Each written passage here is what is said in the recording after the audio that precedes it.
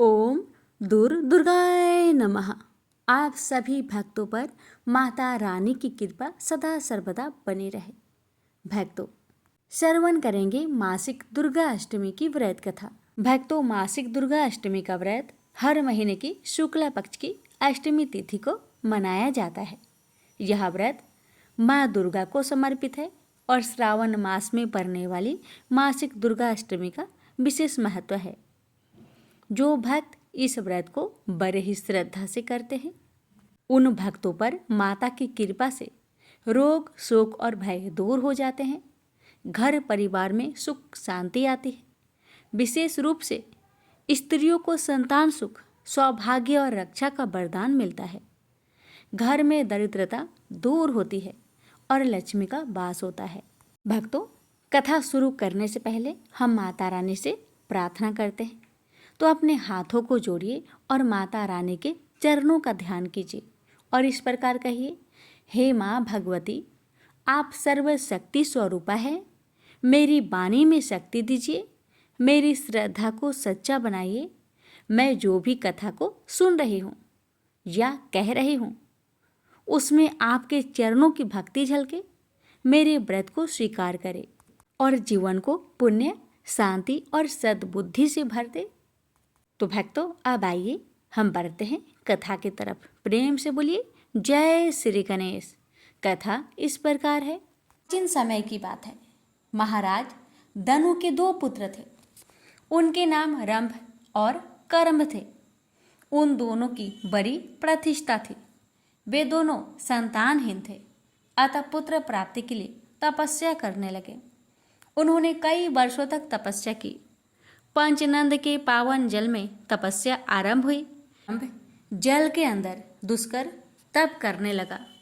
रंभ परसष्ट दूध वाले बट वृक्ष के नीचे गया और पंचागिन की व्यवस्था करके तपस्या में लीन हो गया। जब रंभ पंचागिन तपता हुआ साधन में तत्पर हो गया, तब उन दोनों दैत्यों की स्थिति का पता लगने पर सचीपति इंद्र बहुत ही दुखी हो गए। वे स्वयं पंचनंद पहुँचे। ग्राह का भेष धारण करके उन्होंने जल में प्रवेश किया तथा तपस्या में निमग्न कर्म के पैर पकड़ लिए। उनके इस प्रयास से दुराचारी कर्म की जीवन लीला समाप्त हो गई। अपने भाई का मरण सुनकर रंभ के क्रोध की सीमा न रही। उसके मन में ऐसी इच्छा उत्पन्न हुई कि अपना मस्तक अग्नि को भेंट कर दूं। अतः उसने सहसा बाएं हाथ से अपने सिर की चोटी पकड़ ली और दाएं हाथ से तीखी तलवार लेकर मस्तक को सर से अलग कर देना चाहा। इतने में ही उसे समझाने के लिए अग्निदेव वहां प्रकट हो गए। अग्निदेव ने कहा, दैत्य, तुम में बड़ी मूर्खता भरी हुई है। अभी तो अपना मस्तक काटने को तैयार हो गए हो। भला आत्महत्या जैसे अत्यंत अधम कर्म में तुम्हारी प्रवृत्ति कैसे हो गई? तुम्हारा कल्याण हो, उससे वर मांग लो। मन में जो भी इच्छा हो मांग सकते हो। अग्निदेव की बात सुनकर रंभ ने कहा, देवेश, यदि आप प्रसन्न हैं तो मुझे अभिष्ट वर देने की कृपा कीजिए। मैं तीनों लोकों पर विजय पाने वाला पुत्र चाहता हूँ, इसको देवता, दानव और मानव कोई भी किसी प्रकार पराजित ना कर सके। वही अपनी इच्छा के अनुसार रूप धारण कर सके, उसमें असीम शक्ति हो। अग्निदेव ने कहा, ठीक है, तुम्हारी अभिलाषा पूर्ण होगी। महाभाग रंभ, जिस सुंदरी भाड़े पर तुम्हारा मन टिक जाए, उसी के गर्भ से महान पराक्रमी पुत्र तुम्हें प्राप्त होगा। अग्निदेव की बातें सुनकर रंभ ने उनके चरणों में मस्तक झुकाया और अपने स्थान की ओर चल दिया। रंभ का स्थान संपूर्ण समृद्धियों से संपन्न था। वहां अनेक यक्ष मौजूद थे। भावनापन राक्षस तो था ही। भाव से एक महर्षि पर उस दानव की दृष्टि पड़ गई। उस समय वह भैंस भी जवानी के मद में चूर थी। रंभ उस पर आसक्त हो गया। होनी बड़ी प्रबल होती है। उसके वीर्य से वह महिषी गर्भवती हो गई। उसी समय एक दूसरा भैंसा उस भैंसे पर टूट पड़ा अतएव उस भैंसे को मारने के लिए रंभ स्वयं सामने आ गया और उस पर झपटा। वह बलवान भैंसा भी कामांध था। उसने तुरंत अपने नुकीले सींगों से रंभ को चोट पहुंचानी शुरू कर दी। इससे वह दानव मूर्छित होकर भूमि पर गिर पड़ा और उसके प्राण शरीर से अलग हो गए। अपने स्वामी रंभ के मर जाने पर वह बेचारी महिषी भय से अत्यंत घबराकर वहां से भाग चली। वह वेग पूर्वक एक बट वृक्ष के नीचे जाकर यक्षों की शरण में गई। उसके पीछे लगा हुआ वह भैंसा भी वहां पहुंच गया। बल के अभिमान में तो वह चूर था ही। यक्षों ने देखा कि वह महिषी अत्यंत कातर होकर आंखों से आंसू गिरा रही है और भय से उसका कलेजा कांप रहा है। साथ ही पीछे दौड़कर आता हुआ भैंसा उन्हें दिखाई दिया। अतः उस महिषी की रक्षा करने के लिए यक्ष उस भैंस का सामना करने के लिए तत्पर हो गए। अब उस भैंसे के साथ उन यक्षों का युद्ध छिड़ गया। यक्ष बाण बरसाने लगे। एक बाण ऐसा लगा कि उससे आहत होकर भैंसा तुरंत प्राणहीन होकर पृथ्वी पर गिर पड़ा। रंभ यक्षों का परम प्रेमी था, अतः उन्होंने उसकी लाश लेकर दाह संस्कार करने के लिए चिता पर रख दी। पति के शरीर को चिता पर देखकर महिषी का मन में भी निश्चित विचार हो गया कि मैं भी पति के साथ सती हो जाऊं। यक्षों के रोकते रहने पर भी उसके विचार में परिवर्तन नहीं हुआ। वह जलती हुई चिता में बैठ गई। ने अपने प्रेमी पति को हृदय से चिपका लिया। उसी समय चिता के मध्य भाग से महाबली महिषासुर निकल आया। पुत्र पर कृपा करने वाला स्वयं रंभ भी एक दूसरा शरीर धारण करके रक्त बीज के रूप में चिता से निकला। यो महिषासुर और रक्त बीज इन दोनों की उत्पत्ति महाबली रंभ से हुई। तदंतर मुख्य दानव एकत्रित हुए और उन्होंने महिषासुर को ही वहां की राजगद्दी पर अभिषिक्त कर दिया। इस प्रकार महिषासुर नाम से प्रसिद्ध दानव संपूर्ण जगत पर शासन करने लगा। वर पा जाने के कारण उस पराक्रमी दैत्य को अत्यंत अभिमान हो गया। समस्त प्राणी उसके अधीन रहते थे। उसने समुद्र प्रयत्न सारी पृथ्वी को अपने बाहुबल से जीतकर स्वयं उसकी रक्षा का भार संभाल लिया। फिर एक दिन वह दैत्यों को विशाल सेना लेकर स्वर्गलोक की ओर चल दिया। उसकी सेना इतनी विशाल थी कि धरती कांपने लगी, दिशाएं डोलने लगी और आकाश थरा उठा। महिषासुर की विशाल सेना ने इंद्र की राजधानी अमरावती को घेर लिया। इंद्र ऐरावत हाथी पर सवार होकर देवताओं की विशाल सेना लेकर महिषासुर की सेना को स्वर्गलोक से भगाने के लिए चल पड़े। इंद्र की सेना को देखकर महिषासुर ने अपने सेनापति बिडाल को आदेश दिया, बिडाल, इंद्र को अपनी शक्ति और अपनी सेना पर बड़ा गर्व है, जाओ और इंद्र के गर्व को चूर चूर कर दो। आज्ञा पाते ही बिडाल की विशाल सेना इंद्र की सेना से जा भिड़ी। दैत्यों और देवताओं की सेना में घमासान युद्ध होने लगा। चारों ओर हाहाकार मच गया। अचानक इंद्र के पुत्र जयंत ने सूर्य की किरणों की तरह चमचमाते 5 बाण धनुष पर चढ़ाए और बिडाल पर छोड़ दिया। जयंत के छोड़े हुए दिव्य बाण बिडाल की छाती से आकर लगे और वह बुरी तरह घायल होने के साथ ही मूर्छित होकर अपने रथ से गिर गया। बिडाल की सारथी ने उसे उठाकर रथ पर लिटा दिया और रथ लेकर महिषासुर की सेना के शिविर की ओर भागा। युद्ध भूमि से लौटे घायल बिडाल के पीछे पीछे हथियार फेंकती हुई इंद्र की सेना को देखकर महिषासुर की क्रोध की सीमा न रही। उसने अपनी विशाल गदा उठाई और अपने सेनाध्यक्ष चिछुर, उग्रस्त्र, उग्रवीर्य, असीलोमा, त्रिम्न, वास्क और अंधक आदि महादैत्यों के साथ एक विशाल सेना लेकर इंद्र की सेना पर टूट पड़ा। महिषासुर की विशाल सेना को देखकर ब्रह्मा, विष्णु और महेश भी इंद्र की सहायता के लिए युद्ध भूमि में आ गए। लेकिन महिषासुर ने अपनी असुरी शक्ति से असंख्य महिषासुर उत्पन्न कर दिए। ब्रह्मा, विष्णु और महेश जिस और भी देखते थे उन्हें असंख्य महिषासुर दिखाई देते थे। भगवान विष्णु ने अपने सुदर्शन चक्र को आज्ञा दी कि वह महिषासुर की इस असुरी माया को समाप्त कर डाले। लेकिन सुदर्शन चक्र जैसे जैसे महिषासुर की गर्दन काटता गया, नए नए महिषासुर पैदा होते चले गए। यह देखकर ब्रह्मा, विष्णु और महेश अपने अपने स्थानों को चले गए। ब्रह्मा, विष्णु और महेश के जाते ही इंद्र और उनकी सेना के पांव उखड़ गए। देव सैनिक अपने प्राण बचाकर भागने लगे। महिषासुर की विजय सेना ने अमरावती में प्रवेश किया और इंद्र के ऐरावत हाथी, कामधेनु गौ, उच्च श्रवा घोड़ा तथा अन्य सभी चीजों पर अधिकार कर लिया और बड़ी धूमधाम से इंद्र आसन पर बैठ गया। सारा स्वर्गलोक, तीनों लोकों के सम्राट महिषासुर की जय जयकार से गूंज उठा। पराजित देवता निराश्रितों की तरह वनों और पर्वतों में मारे मारे फिरने लगे। उन्होंने इंद्र से कहा, देवराज, अब यह जिंदगी बोझ बन गई है। आज देवताओं के पास न घर है, न तन ढकने को कपड़े। आखिर कब तक हम निराश्रितों का साथ जीवन बिताते रहेंगे? हमारी सलाह मानिए और पितामह ब्रह्मा के पास चलिए, वह कोई न कोई उपाय अवश्य बता देंगे।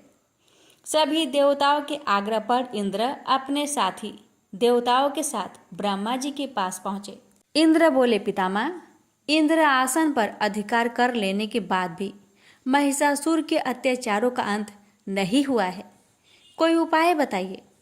ब्रह्मा जी बोले, मैंने महिषासुर को अवध्य और अपराजित होने का वरदान दिया है। उसे उसी वरदान का गर्व है, लेकिन मैंने वरदान देते समय ये भी कहा था कि उसे न तो पुरुष ही मार सकता है और ना ही पराजित ही कर सकता है। इंद्र बोले, इसका अर्थ है कोई स्त्री ही महिषासुर का वध कर सकती है? ब्रह्मा जी बोले, हाँ पुत्र, कोई स्त्री ही महिषासुर की अपार शक्ति से टक्कर लेकर उसका वध कर सकती है। इंद्र ने पूछा, ऐसी स्त्री कौन हो सकती है पितामह? ब्रह्मा जी ने कहा, चलो भगवान शिव के साथ भगवान विष्णु के पास चले, वही कोई उपाय सोच सकते हैं। ब्रह्मा जी भगवान शिव और इंद्र आदि देवताओं को लेकर क्षीर सागर में उस स्थान पर पहुंच गए जहां भगवान विष्णु शेषनाग की सैया पर शयन कर रहे थे। ब्रह्मा जी बोले, विष्णु जी, महिषासुर के अत्याचारों से दुखी देवता आज दर दर मारे फिर रहे हैं, आप ही इनके कष्टों को दूर कर सकते हैं। विष्णु बोले, पितामह, महिषासुर की असुरी माया को मेरा सुदर्शन चक्र भी पूरी तरह समाप्त नहीं कर पाया है। फिर आप ही बताइए, मैं आपकी किस तरह सहायता करूं? ब्रह्मा जी बोले, मैंने महिषासुर को अवध्य और अजय होने का वरदान देते समय कहा था कि संसार का कोई भी पुरुष उसका बाल भी बांका नहीं कर सकेगा।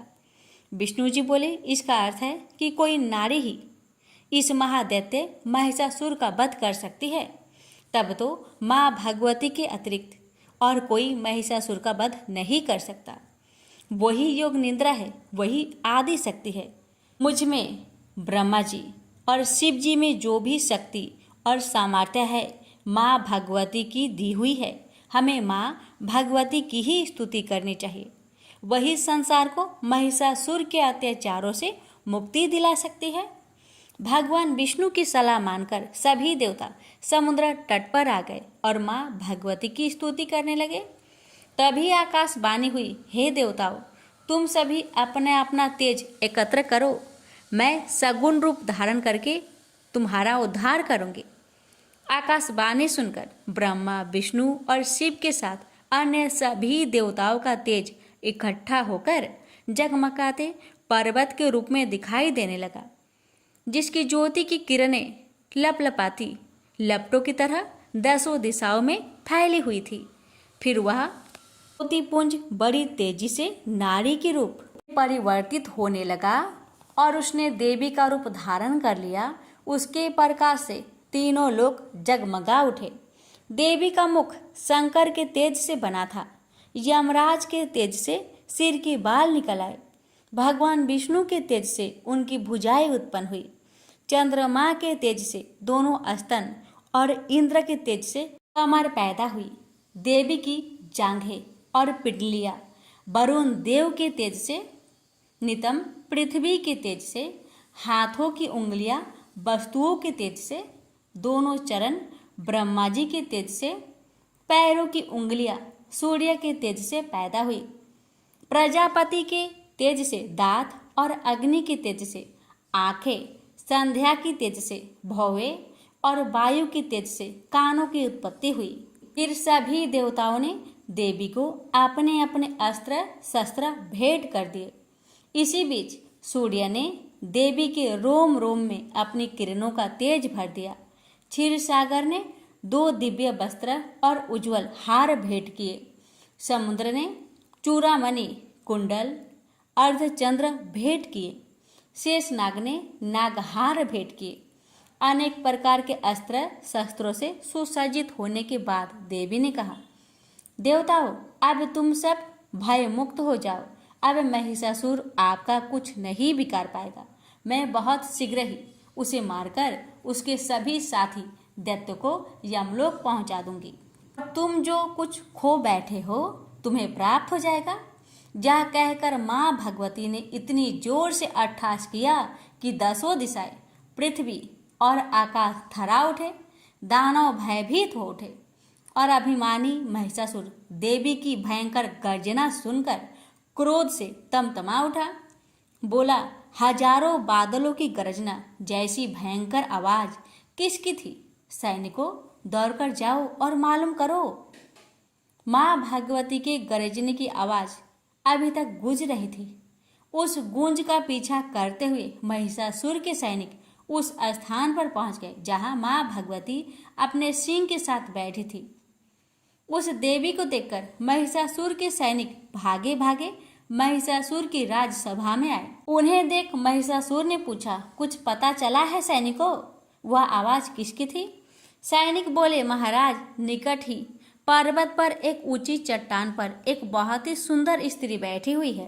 हालांकि वह तरह तरह के अस्त्रों शस्त्रों से सुसज्जित है, लेकिन उस जैसी सुंदर स्त्री तीनों लोकों में दूसरी नहीं मिलेगी। वह तो आपके राजभवन की शोभा के ही योग है।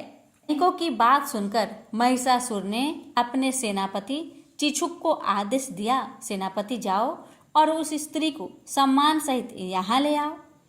आज्ञा पाकर सेनापति चिछुक सैनिकों के साथ लेकर माँ भगवती के पास पहुंचा। बोला, सुंदरी, आप इस निर्जन वन में अकेली क्यों बैठी हैं? आपको तो दैत्यराज महिषासुर की महारानी होना चाहिए था, जो इस समय तीनों लोकों के स्वामी हैं। माँ भगवती गुस्से से तमतमाकर बोली, महादैत्य चिछुक, मैं महिषासुर की अभिमान को चूर चूर करके उसे यमलोक पहुंचाने के लिए यहाँ आई हूँ। जाकर महिषासुर से कहो कि वह मुझसे युद्ध करे।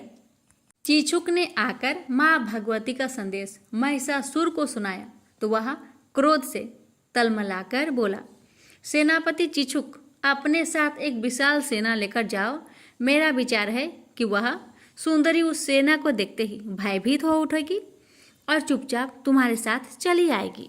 आज्ञा पाकर चिछुक दैत्यों की एक विशाल सेना लेकर माँ भगवती के निकट पहुंचा तो उस भयंकर सेना को देखकर डरने की बजाय माँ भगवती ने अपना धनुष उठाया और इतनी तेजी से बाण बरसाने लगी कि चिछुक और उसके सैनिक अपने अपने हथियार हाथों में भी ना ले सके। माँ भगवती की भीषण बाण वर्षा से असंख्य दानव सैनिकों को मौत के घाट उतार दिया। उसमें सेनापति चिछुक भी शामिल था। अपने सेनापति के मरते ही बचे खुचे सैनिक अपने अपने अस्त्र शस्त्र फेंककर भाग छूटे और महिषासुर के पास आकर बोले, महाराज, वह स्त्री कोई साधारण स्त्री नहीं है। उसने हमारे सैनिकों को अपने शस्त्र निकालने तक का अवसर नहीं दिया और इतनी तेजी से ऐसी भीषण बाण की वर्षा कर दी कि हमारी 3/4 सेना नष्ट हो गई। सेनापति चिछुर भी युद्ध में मारे गए। चिछुर की मृत्यु का समाचार सुनकर महिषासुर का क्रोध और भी भड़क गया। उसने अपने 2 सेनापतियों को आदेश दिया, सेनापति बाष्कल और सेनापति दुर्मुख, अपनी अपनी सेना लेकर जाओ और उस स्त्री को या तो यहाँ आने पर विवश कर दो या फिर मार डालो। महासेनापति चिछूर के वध का उससे बदला लेकर ही आना। आज्ञा पाकर दोनों सेनापति अपनी अपनी सेनाओं के साथ माँ भगवती के साथ युद्ध करने के लिए गए, लेकिन उनका तथा उनकी सेनाओं का भी वही हाल हुआ जो हाल चिछूर की सेना का हुआ था। हर बार पराजय के समाचार सुनकर महिषासुर का क्रोध चरम सीमा पर पहुंच गया। उसने अपने भी सेनापतियों को साथ लिया और असंख्य सैनिकों को साथ लेकर युद्ध भूमि की ओर चल दिया। तो भूमि में पहुंचकर उसने माँ भगवती से कहा, सामान्य सैनिकों को मारकर तेरा घमंड बढ़ गया है, लेकिन तू अब सावधान हो जा, तेरा काल तेरे सिर पर मंडरा रहा है। फिर भी यदि तू मेरी महारानी के रूप में मेरे राजभवन में चलने के लिए तैयार हो तो मैं तुझे क्षमा कर सकता हूँ। देवी भगवती बोली, युद्ध में क्षमा कायर मांगते हैं, ले संभाल मेरा बार। मैं तुझे तेरी समूची सेना और तेरे बचे खुचे सैनिकों सहित अभी समाप्त कर देती हूँ। देवलोक और पृथ्वी पर अधिकार करके तूने देवताओं और मनुष्यों को जितने दुख दिए हैं, मैं उतने ही बाणों से तेरे शरीर को बेध दूंगी। यह कहते ही देवी ने महिषासुर पर बाणों की वर्षा आरंभ कर दी। उनका सिंह भी क्रोधित हो उठा और दहाड़ता हुआ दानव सेना पर टूट पड़ा। देवी ने अपने ही रूप के अनेक गण उत्पन्न किए। युद्ध भूमि में चारों ओर देवियां ही देवियां दिखाई देने लगी। वे भयंकर गर्जना करते हुए दानव का संहार करने लगी। अपनी सेना का इतनी तेजी से संहार होते देख महिषासुर ने उससे दांत पीसते हुए भैंसे का रूप धारण कर लिया और देवी के गणों पर टूट पड़ा। लेकिन जब देवी के गणों का वह कुछ न बिगाड़ सका तो देवी के सिंह की ओर बढ़ा। देवी बोली, महिषासुर, तेरी अंतिम घड़ी निकट आ चुकी है।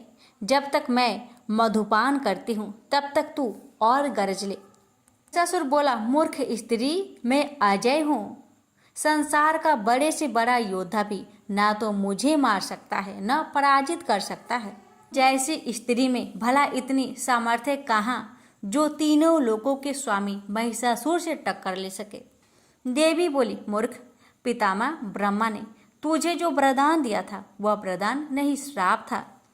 लेकिन तू अभिमान के कारण ब्रह्मा जी के शब्दों के अर्थ को नहीं समझ पाया। उन्होंने अस्पष्ट शब्दों में तुझे बता दिया था कि तेरी पराजय और मृत्यु पुरुष के हाथों से नहीं, स्त्री के हाथों से होगी। यह सुनकर महिषासुर बोला, इसका अर्थ है कि ब्रह्मा ने मुझे मूर्ख बनाया। यह तो देवताओं की पुरानी आदत है कि वे दानव के साथ अनादि काल से ही छल करते चले आए हैं। मैं पहले तुझे ठिकाने लगा दूं, ब्रह्मा जी को ठिकाने लगा दूंगा। कहकर महिषासुर अपने खुरों से पृथ्वी को खोदने लगा। अपने लंबे नुकीले सिंगों से पर्वतों को उखाड़ उखाड़ कर देवी की ओर फेंकने लगा, जिससे पृथ्वी फटने लगी। उसकी पूंछ की फटकार से समुद्र पृथ्वी को डुबाने लगा। समूची सृष्टि इस तरह हाहाकार कर उठी जैसे प्रलय आ गया हो। देवी ने नागपाश फेंककर महिषासुर को बांध लिया, लेकिन वह भैंसे का रूप त्याग कर सिंह रूप में बदल गया। फिर जैसे ही देवी तलवार से उसका सिर काटने लगी, वह खड्गधारी पुरुष बन गया। देवी ने उसे बाणों से बेध डाला। तब उसने विशालकाय गजराज का रूप धारण कर लिया और देवी के वाहन सिंह को जकड़ लिया। यह देख देवी ने तलवार से उसकी सूर काट दी। महिषासुर देवी की ओर झपटा, लेकिन उसके और देवी के बीच अनेक देवी के गण आ खड़े हुए और महिषासुर से युद्ध करने लगे। फिर देवी उछलकर महिषासुर पर सवार हो गई और अपने पैरों से उसे दबाकर उसकी गर्दन पर त्रिशूल का वार किया। पैरों से दबा होने पर भी महिषासुर पुरुष का रूप धारण करके भैंसे के मुख से निकलने लगा, लेकिन अभी उसका आधा शरीर बाहर निकल पाया था कि देवी की तलवार ने उसका सिर काट डाला। यह देख महिषासुर की बची खुची सेना पाताल की ओर भागने लगी। महिषासुर के मरते ही देवता आकाश से देवी पर पुष्प बरसाने लगी। यक्ष, गंधर्व और किन्नर तरह तरह के वाद्य यंत्र बजाकर नाचने लगे। फिर से बोलिए, दुर्गा माता की जय। ये कथा उस समय की है जब राक्षसों तथा वानरों का युद्ध चिरकाल तक चलता रहा। राम रावण युद्ध में रावण राम का सामना नहीं कर पा रहा था। वह रणभूमि में धरती पर घायल होकर लौटने लगा। काफी समय तक वह वहां अचेत पड़ा रहा। सचेत होने पर उसने अंबिका की आराधना की। रावण की आराधना से प्रसन्न होकर देवी उसके समक्ष प्रकट हुई और उसे अवशासन देते हुए बोली, हे पुत्र, तुम रुदन मत करो, भयभीत मत हो। मैं यहाँ पहुँच गई हूँ। यदि भगवान शिव भी आ जाए तो मैं उनसे भी युद्ध करूंगी। यह सुनकर रावण की प्रसन्नता की सीमा न रही। उसने विनम्र स्वर में देवी से कहा, आपसे अधिक कौन दयावान होगा। यह सुनकर वह रणभूमि में पहुंचा। उसने भयंकर गर्जना करके बाणों की वर्षा आरंभ कर दी। श्री राम रणभूमि में आगे बढ़े। वे हेमवती पार्वती को रावण के रथ पर विराजमान देखकर आश्चर्यचकित रह गए। उन्होंने अपना धनुष बाण त्याग दिया। देवी को माता समान समझकर उन्होंने उन्हें प्रणाम किया। तभी विभीषण से कहा, हे मित्र, रावण का नाश करने में एक बहुत बड़ी बाधा उपस्थित हो गई है। अब रावण का वध करने की शक्ति किसमें है? आज तो शिव की शक्ति भवानी स्वयं रावण की रक्षा के लिए पहुंच गई है। आप रावण के रथ की ओर देखिए। रावण भवानी की गोद की शोभा बढ़ा रहा है। राम की इस विपत्ति को देखकर सभी देवता विचलित हो उठे। उन्होंने कहा, हेमवती दुर्गा ने इस समय यह क्या किया है? देवी ने एक अत्यंत कठिन बाधा देवताओं के शत्रु रावण के वध में खड़ी कर दी है। अब क्या किया जाए? इस पर ब्रह्मा ने कहा, इसका एक ही उपाय है कि गौरी की आराधना की जाए। रावण उनकी आराधना करने से ही मारा जा सकता है। इधर राम इस बात से चिंतित थे कि भविष्य में क्या करना चाहिए। उन्होंने सोचा कि मैं न रावण का वध कर सका और न जानकी को मुक्ति दिला सका। यह सोचकर उनकी आंखों से अश्रुधारा बहने लगी। यह दृश्य देखकर विभीषण का मन द्रवित हो उठा। उसने कहा, स्थिति मेरे नियंत्रण से बाहर हो गई है। संभवतः मैं इसमें कुछ नहीं कर सकता हूँ। राम, लक्ष्मण तथा समस्त सेना उद्गन हो उठे। सभी देवगण विचलित हो उठे। इंद्र ने ब्रह्मा से कहा, हम राम को विपत्ति में पड़े नहीं देख सकते। इसका कुछ उपाय तो ढूंढना ही पड़ेगा। ब्रह्मा बोले, अब हमारे पास देवी की आराधना के अतिरिक्त और कोई चारा नहीं है। यदि राम स्वयं देवी की आराधना करे तभी रावण का वध हो सकता है। यह सुनकर इंद्र ने कहा, तुरंत जाकर राम को इसकी सूचना दीजिए। ब्रह्मा ने राम के पास जाकर भक्तिपूर्वक कहा, हे दयामयी राम, आप एक कार्य कीजिए जिससे आपको रावण का वध करने में सफलता मिलेगी। आप देवी की आराधना कीजिए, आपके संकट के बादल छट जाएंगे। राम ने कहा, आप मुझे देवी की आराधना की विधि बताइए। ब्रह्मा ने राम को देवी की आराधना की विधि बता दी।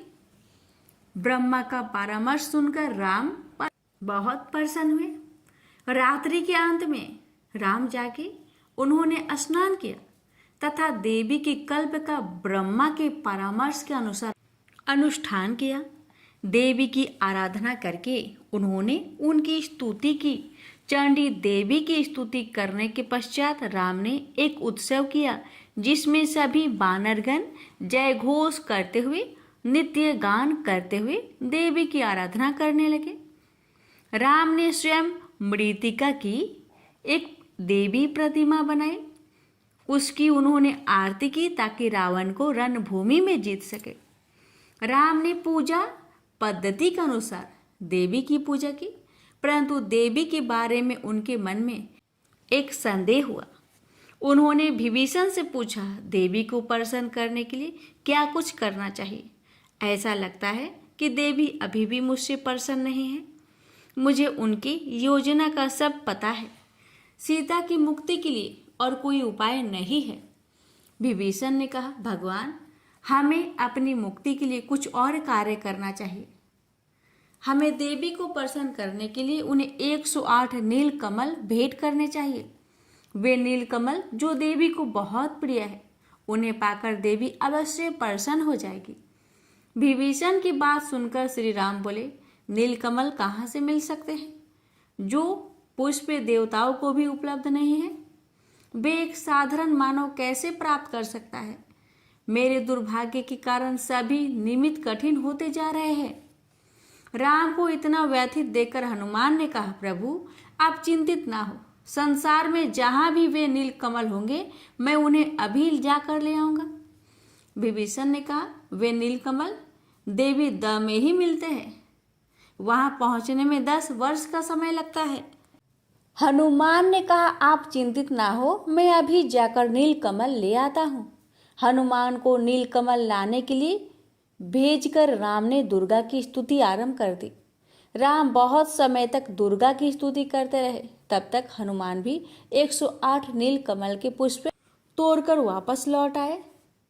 राम नीलकमल पाकर बहुत प्रसन्न हुए। उन्होंने एकाग्र मन से शुद्ध मंत्र उच्चारण करते हुए देवी को नीलकमल अर्पित करना प्रारंभ कर दिए। प्रत्येक नीलकमल सहस्त्र दल वाला था। शिव की प्रेयसी देवी ने राम की भक्ति की परीक्षा लेने के लिए उनमें से एक नीलकमल चुरा लिया। अतः उनमें से एक फूल कम हो गया। राम यह देखकर आश्चर्यचकित हो गए। तब राम ने हनुमान से कहा, हनुमान, ये कैसे हो गया? धर्म ग्रंथों के आधार पर मैंने 108 नीलकमल देवी को भेंट करने की प्रतिज्ञा की है, परंतु उनमें से अब एक नीलकमल कम है। यह तो बहुत बड़ी बाधा आ गई। आप पुनः जाकर एक और नीलकमल ले आओ। हनुमान ने कहा, यह नीलकमल 108 ही थे। देवी दह में और नीलकमल नहीं है। ऐसा लगता है कि देवी ने आपकी भक्ति की परीक्षा लेने के लिए एक नीलकमल को छिपा लिया हो। मैंने सभी फूलों को भली भांति गिना था। इसमें मेरा तनिक भी दोष नहीं है। अवश्य ही यह देवी तारिणी ने यह फूल चुरा लिया है। हनुमान की बात सुनकर राम हताश हो गए। उन्हें इस प्रकार हताश देखकर हनुमान ने कहा, प्रभु, आप इतने निराश क्यों होते हैं? मैं आपके समस्त कार्य सिद्ध कर दूंगा। रावण का वध करके मैं माँ सीता को मुक्ति दिलाऊंगा। अचानक ही राम के मन में एक विचार कौंध गया। उन्होंने सोचा कि लोग मुझे कमल नयन कहते हैं, अतः आज मैं सबके सामने ही अपना संकल्प पूरा करूंगा। मैं अपना एक नेत्र देवी को भेंट कर दूंगा। यह सोचकर राम ने लक्ष्मण से कहा, लक्ष्मण, तुम मेरी ओर क्या देख रहे हो? देवी दुर्गा मुझ पर प्रसन्न नहीं है। मैं अपना एक नेत्र देवी को भेंट करूंगा। इतना कहकर उन्होंने अपने तरकस से एक तीर निकाला और अपना एक नेत्र निकालने के लिए तैयार हो गए। उसी समय माँ भगवती प्रकट हुई और उन्होंने राम का हाथ पकड़ लिया और कहा, हे त्रिभुवन के स्वामी, आप यह क्या कर रहे हैं? आपका संकल्प पूरा हो चुका है। मुझे आपके नेत्र की आवश्यकता नहीं है। राम ने कहा, हे माँ, आपने मुझे संकट के समय अत्यंत पीड़ा दी है, जो एक माँ के लिए उचित नहीं है। आपने पुत्र के लिए माँ की ममता का सभी ग्रंथों में बखान किया है, परंतु आपका व्यवहार मेरे प्रति तो एक मछली तथा सर्पनी जैसा रहा है। जानकी को मुक्ति दिलाने के अपने प्रयत्नों में संकट में फंस गया हूँ, अतः आप रावण के विनाश के लिए मुझे परामर्श दे। अब तक आपने जो कुछ भी किया है ठीक ही किया है। अब आप मुझ पर अपनी कृपा दृष्टि डालिए। मुझे आप पर बहुत विश्वास है। अब आप मुझे निराश ना करें। राम के वचन सुनकर भगवती ने अपना क्रोध त्याग दिया।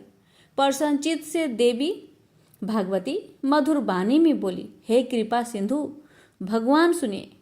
आप तो तीनों लोकों के स्वामी हैं। आपका वास्तविक रूप किसी को ज्ञात नहीं है।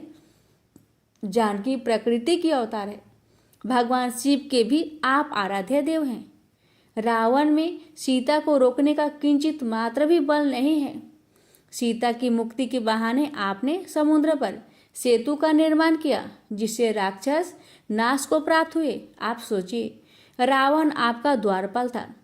वह एक ब्राह्मण के श्राप के कारण धरती पर उत्पन्न हुआ तथा आपको उसने शत्रु के रूप में प्राप्त किया।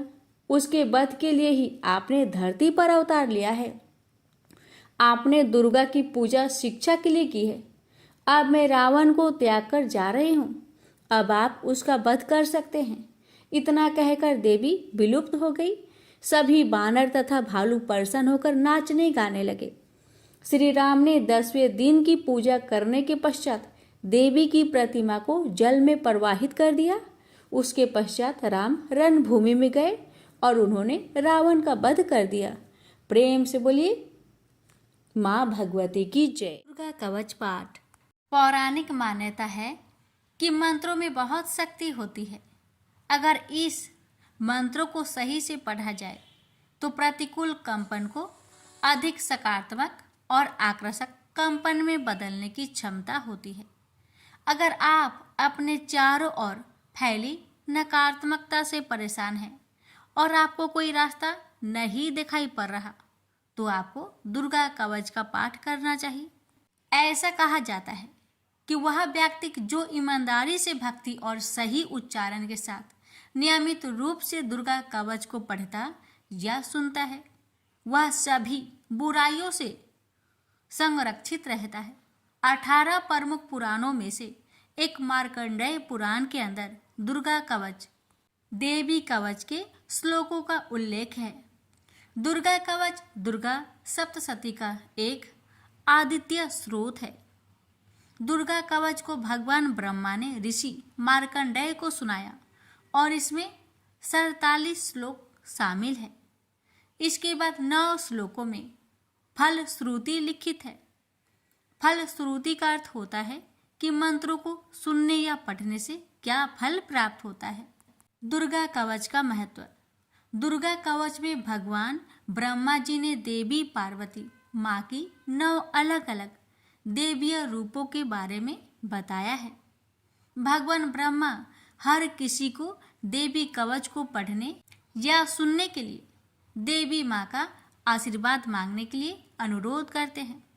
जो भी इस कवच का नित्य पाठ करता या सुनता है वह माँ दुर्गा से विशेष आशीर्वाद प्राप्त करता है। नकारात्मकता को खत्म करने के लिए एक शक्तिशाली मंत्रों का संग्रह देवी कवच के रूप में विद्यमान है। यह जातक को किसी भी बुरी आत्माओं से बचाने के लिए एक कवच के लिए रूप में कार्य करता है। भक्तों, अब जानते हैं दुर्गा कवच का पाठ कैसे करें। दुर्गा कवच का पाठ दुर्गा सप्तशती के आरंभ में और दुर्गा सप्तशती पाठ के बाद में करना चाहिए। दुर्गा कवच का पाठ करने से पहले स्नान करके स्वच्छ वस्त्र धारण कर ले।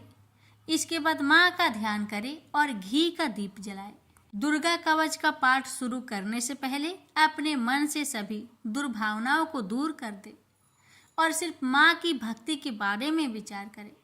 माँ को पुष्प अर्पित करने के बाद फल मिष्ठान का भोग लगाए और दुर्गा कवच का पाठ शुरू करें। दुर्गा कवच का पाठ करने के लाभ। दुर्गा कवच का पाठ करने से जातक के मन और उसके आसपास से नकारात्मक ऊर्जाओं का नाश होता है। दुर्गा कवच का पाठ करने से जातक को प्रेत बाधा जैसी समस्याओं से जल्दी मुक्ति मिल जाती है। दुर्गा कवच का पाठ करने से अकाल मृत्यु जैसे संकट दूर होते हैं। दुर्गा कवच का पाठ करने से बड़े से बड़े संकट का निवारण होता है। दुर्गा कवच का पाठ करने से असाध्य रोगों से मुक्ति मिलती है। इतना ही नहीं, दुर्गा कवच का पाठ से न्यायालय से जुड़ी मामलों में जीत हासिल होती है। भक्तों, इस पावन दुर्गा कवच का पाठ करने से इतना ही नहीं, शत्रुओं में भी विजय हासिल होती है। अब जानिए दुर्गा कवच पाठ करने के कुछ नियम। दुर्गा कवच करते समय शब्दों के उच्चारण का विशेष ध्यान देना चाहिए। अगर आप संस्कृत में पाठ नहीं कर पा रहे तो हिंदी में पाठ करें, लेकिन गलत उच्चारण में इसका पाठ कभी ना करें। दुर्गा कवच का पाठ करते समय प्याज, लहसुन, तंबाकू, मांस, मदिरा और किसी भी प्रकार के तामसिक भोजन को ना ग्रहण करें। दुर्गा कवच का पाठ करते समय पूर्ण ब्रह्मचर्य का पालन करना चाहिए।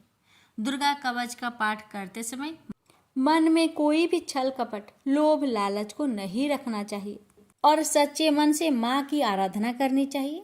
दुर्गा कवच का पाठ करते समय स्वच्छ और सुगंधित वातावरण होना चाहिए। आसपास गंदगी ना हो, इसका विशेष ध्यान देना चाहिए। आइए रसपान करते हैं। श्री दुर्गा कवच पाठ प्रारंभ है।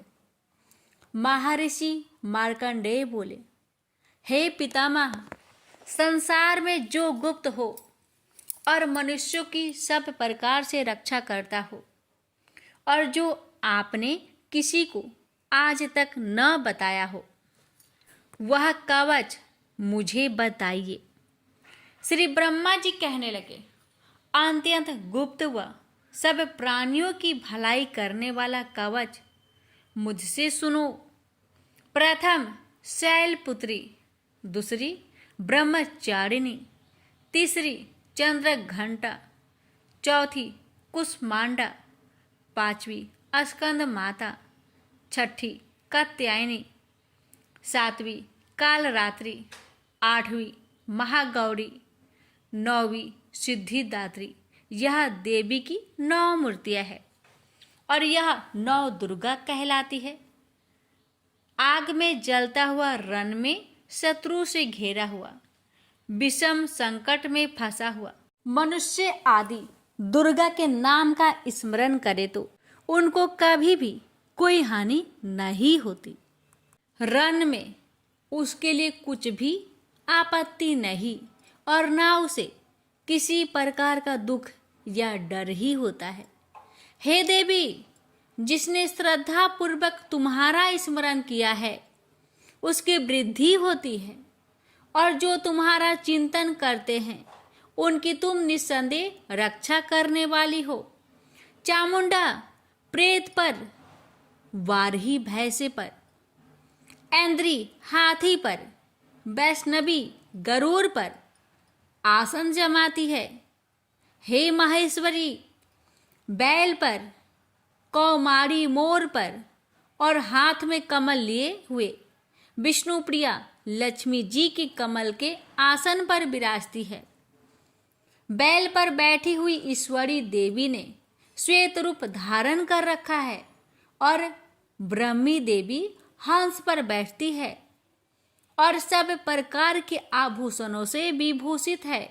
इस प्रकार यह सब माताएं सब प्रकार के योग शक्तियों से युक्त और अनेक प्रकार के रत्न धारण किए हुए हैं। भक्तों की रक्षा के लिए संपूर्ण देवियां रथ में बैठी तथा क्रोध में भरी हुई दिखाई देती है और ये शंख, चक्र, गदा, शक्ति, हल और मूसल, खेटक और तोमर, परशु तथा पास, कुंती और त्रिशूल एवं उत्तम सारंग, धनुष आदि शास्त्रों को दैत्य के नाश के लिए और भक्तों की रक्षा के लिए है और देवताओं के कल्याण के लिए धारण किए हैं। हे महारुद्र, अत्यंत घोर पराक्रम, महान बल और महान उत्साह वाली देवी, तुमको मैं नमस्कार करता हूँ। हे देवी, तुम्हारा दर्शन दुर्लभ है तथा आप शत्रुओं के भय को बढ़ाने वाली है। हे जगदम्बिके, मेरी रक्षा करो। पूर्व दिशा में ऐन्द्री मेरी रक्षा करे, अग्निकोण में अग्नि शक्ति, दक्षिण में वाराही देवी, नेतृत्व कोण में खड़क धारिणी देवी मेरी रक्षा करे। बारूनी पश्चिम दिशा में, वायु कोण में मृग वाहिनी, उत्तर में कौमारी और ईशान में शूलधारिणी देवी मेरी रक्षा करे। ब्राह्मणी ऊपर की ओर से मेरी रक्षा करे और वैष्णवी देवी नीचे की ओर मेरी रक्षा करे। और इसी प्रकार 100 पर बैठी चामुंडा देवी 10 दिशाओं में मेरी रक्षा करे। जया आगे, विजया पीछे, बाई और अजीता, दाहिनी और अपराजिता मेरी रक्षा करे। उधोतिनी देवी शिखा की रक्षा करे तथा उमा सिर में स्थित होकर रक्षा करे। इसी प्रकार मस्तक में मालाधारी देवी रक्षा करे और यशस्वी देवी मेरी भौहों का संरक्षण करे। भौहों के मध्य भाग में त्रिनेत्रा नथुनों की यम घंटा देवी रक्षा करे। नेत्रों के मध्य में शंखिनी देवी और द्वार बासिनी कानों की रक्षा करे। कपोलों की कालिका देवी और कानों के मूल भाग की भगवती साकरी रक्षा करे। सुगंधा नासिका में और चर्चिका ऊपर की होठ में और अमृत कला नीचे की होठ की सरस्वती देवी जीभ की रक्षा करे।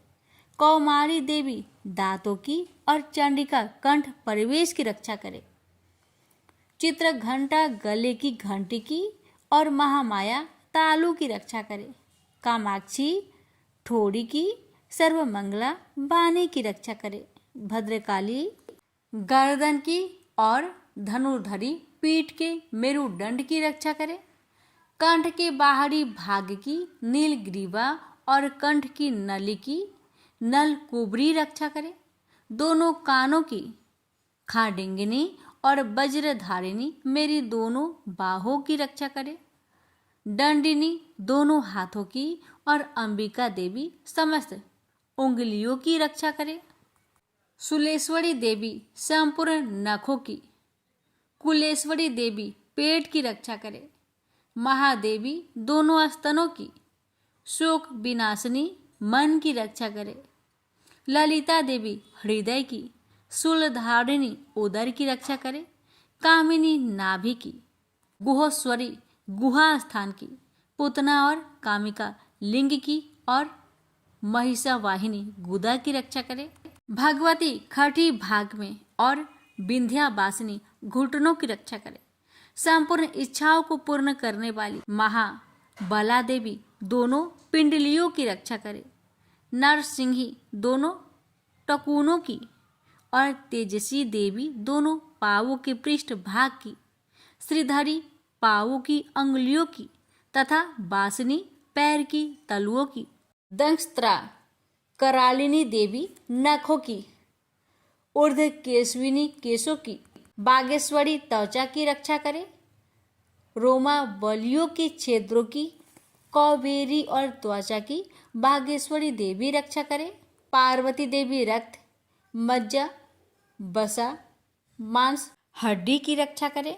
कालरात्रि आंतों की रक्षा करे। मुकुटेश्वरी देवी पित्त की, पद्मावती कमल कोश की, चूड़ामणि कफ की रक्षा करे। ज्वालामुखी नसों के जल की रक्षा करे। अभेदा देवी शरीर के सब जोड़ों की रक्षा करे। ब्राह्मणी मेरे वीर्य की, छत्रेश्वरी छाया की और धर्म धारिणी मेरे अहंकार मन तथा बुद्धि की रक्षा करे। प्राण अपान समान उदान और व्यान की वज्रहस्ता देवी रक्षा करे। कल्याण शोभना मेरी प्राण की रक्षा करे। रस रूप गंध शब्द और स्पर्श इन विषयों का अनुभव करते समय योगिनी देवी मेरी रक्षा करे तथा मेरे सत्वगुण रजोगुण तमोगुण की रक्षा नारायणी देवी करे। आयु की रक्षा बाराही देवी करे। वैष्णवी धर्म की तथा चक्रिनी देवी मेरी यश कृति लक्ष्मी धन विद्या की रक्षा करे।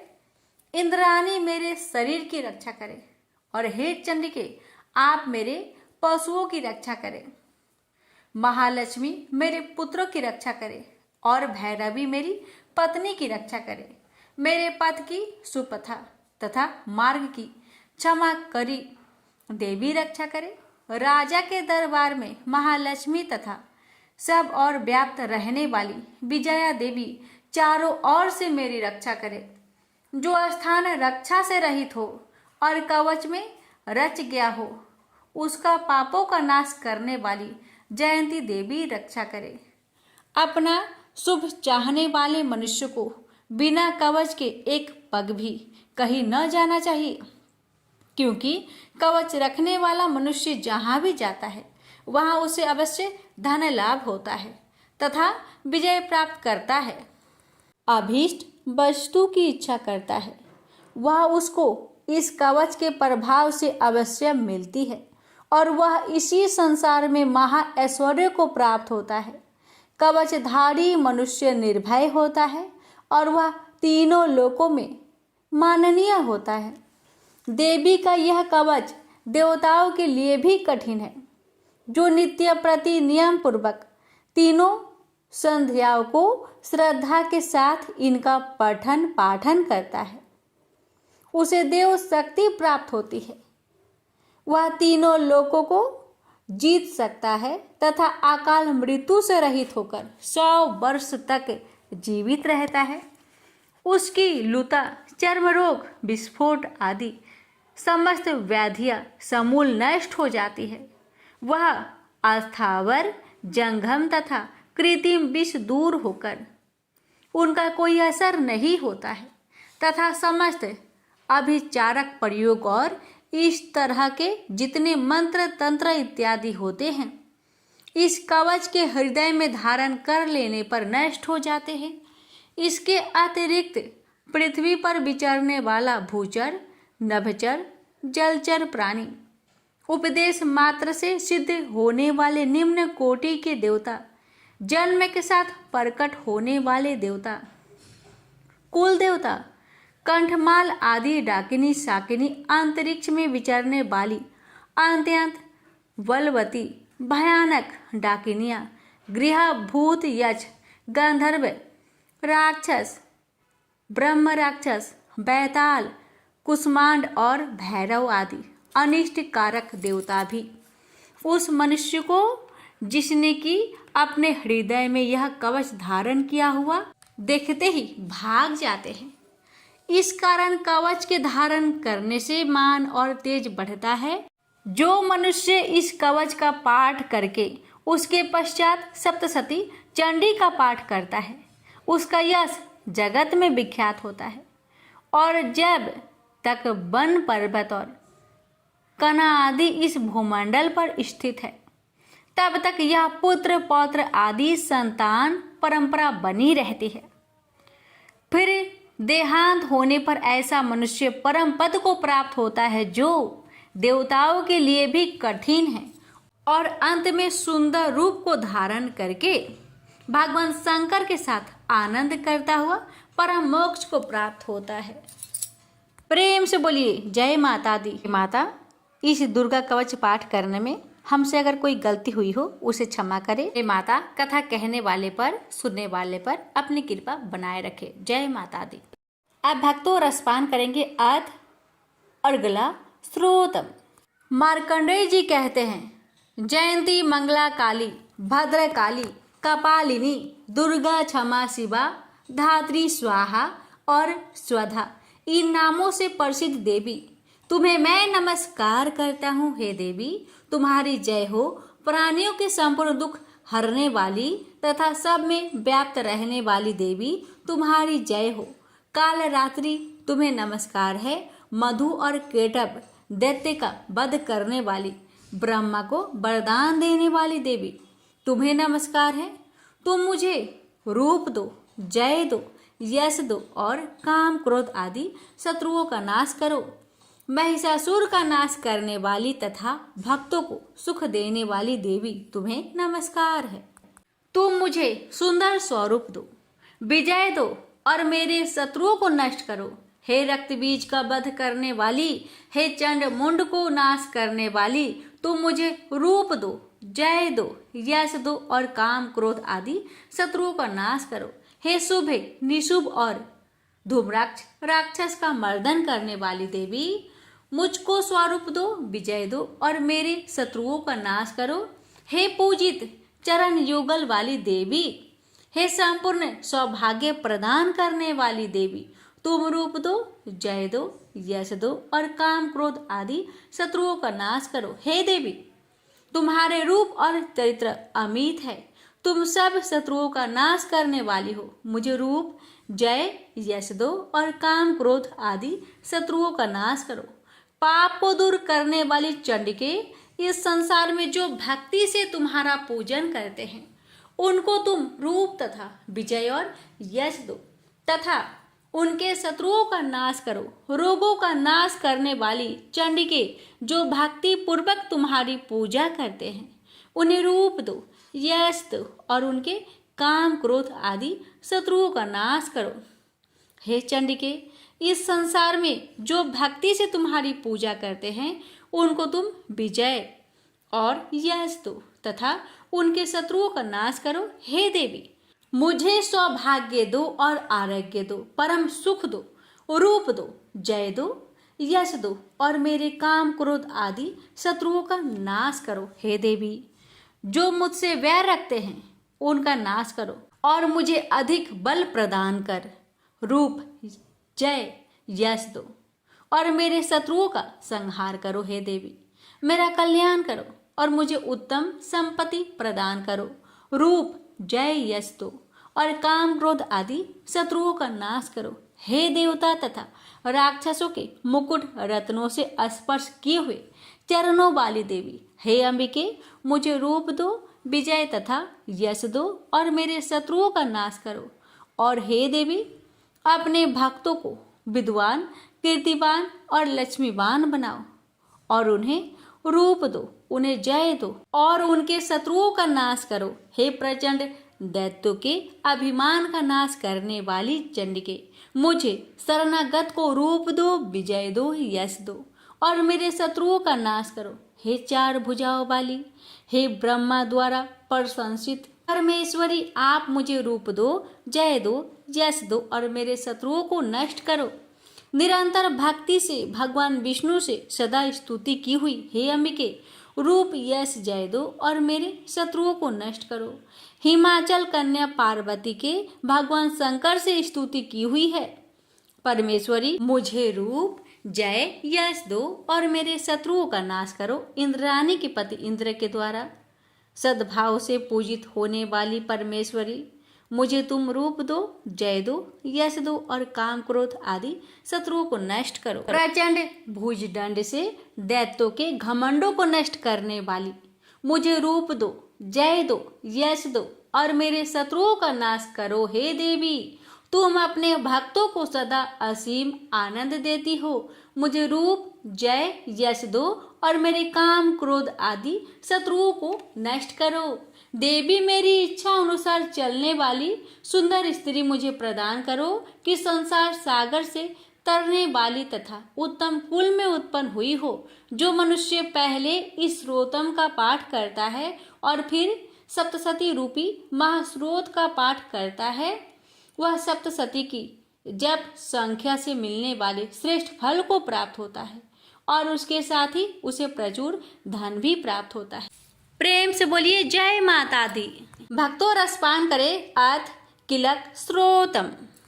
महर्षि मार्कंडेय बोले, निर्मल ज्ञान रूपी शरीर धारण करने वाली, देवत्रय रूप दिव्य तीन नेत्र वाली, जो कल्याण प्राप्ति के हेतु है तथा अपने मस्तक पर अध्र चंद्र धारण करने वाली है, उन भगवान शंकर को नमस्कार है। जो मनुष्य अभिकीलक मंत्रों को जानता है वही पुरुष कल्याण को प्राप्त करता है।